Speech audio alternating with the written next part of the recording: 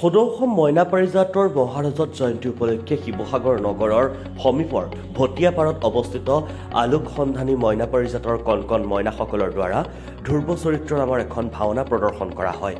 ইয়াৰ উপৰিও মইনা পাৰিজাতৰ কণ মইনাসকলৰ মাজত বৌদ্ধিক, মানসিক, আধ্যাত্মিক আৰু শাৰীৰিক দিশত মইনাসকলক আগুৱাই নি সুদূৰ ভৱিষ্যতে সমাজত এজন ভাল নাগৰিক হিচাপে নিজকে চিনাকি দিব পাৰে তাৰে কামনা কৰিছে আলোক সন্ধানী মইনা পাৰিজাতৰ উদ্যোক্তা মণ্ডলীয়ে। সদৌ মইনা পাৰিজাতৰ এনে পদক্ষেপক শলাগ লৈছে আলোক সন্ধানী মইনা পাৰিজাতৰ বিষয়ববীয়াসকলে। নমস্কাৰ।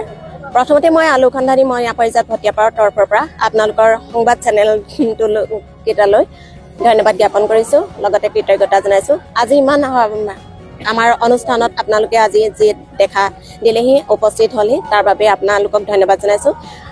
সদৌ অসম মইনা পাৰিজাতৰ মহাৰাজত জয়ন্তী বৰ্ষ উপলক্ষে শিৱসাগৰ জিলাৰ অন্তৰ্গত ভটিয়াপাৰ আলোক সন্ধানী মইনা পাৰিজাতৰ আজি মইনাসকলৰ দ্বাৰা প্ৰদৰ্শন কৰিবলৈ ওলাইছোঁ আমি ধ্ৰুৱ চৰিত্ৰ নামৰ ভাওনা ভাগ।